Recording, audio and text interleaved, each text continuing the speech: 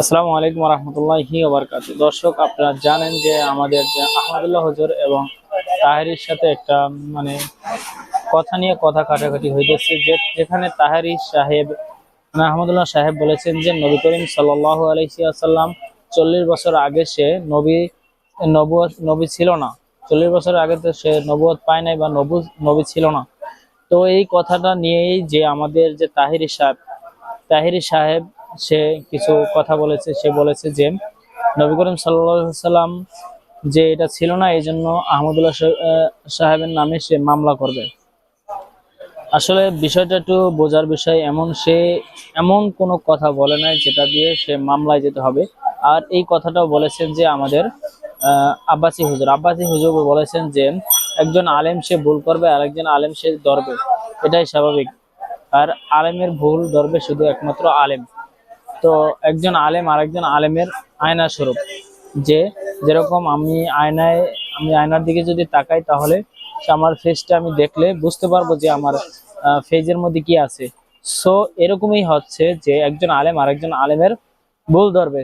যদি আহমদুল্লাহ সাহেবের কথাটা ভুল হয়, সেটা যদি আলেমরা ধরাই দেয় তাকে, সে অবশ্যই সেটা মানে সে ক্ষমা চাবে এবং এটার ভিতরে ফিরে আসবে এবং তওবা করবে।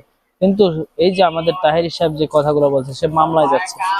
এটা মামলায় যাওয়ার তো কোনো প্রশ্ন এখানে আসে। সে তো এখানে ডাকাতি করে না বা চুরি করে না, সে কথার মধ্যে সিলেবান এটা ভুল হইতেই পারে, এটা তো স্বাভাবিক ব্যাপার। তো সে আহমদুল্লাহ সাহেবকে সে ইনডাইরেক্টলি বা ডাইরেক্টলি বা তাকে নিজস্বভাবে মেসেজ করে বা মিডিয়ার সামনে এসে বলতে পারতো যে হুজুর, আপনি যে কথাটা বলেছেন সেটা ঠিক না বা সেটা ভুল, সেটা আপনি যৌক্তিকভাবে কোরআন হাদিস দিয়ে তাকে দেখাই দিতে পারতেন। সেখানে তাকে এসে যে মামলা করবেন, হুমকি দেন, এটা তো একদম কোনোভাবেই উচিত না, এটা অনুচিত।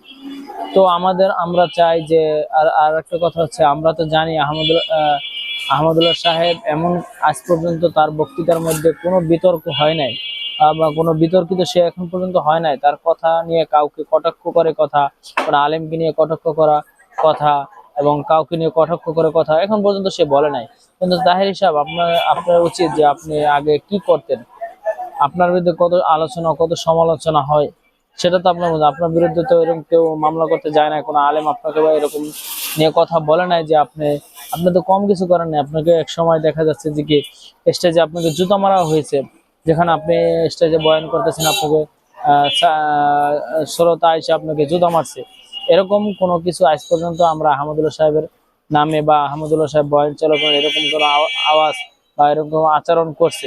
আহমদুল্লাহ সাহেবকে শুধু আপনার যায় সুন মানে শুধু কওমিক বলেন, আলিয়া বলেন, সুন্নি বলেন, কোনো আলেম তাকে আজ পর্যন্ত কোনো দোষ দেয় নাই বা কোনো আলেম তাকে নিয়ে কোনো সমালোচনা করে নাই। একমাত্র আপনিই তাকে নিয়ে করতেছেন। কারণটা কি? আপনি তার পিছনে লাগার কারণটা কি বলতে পারেন?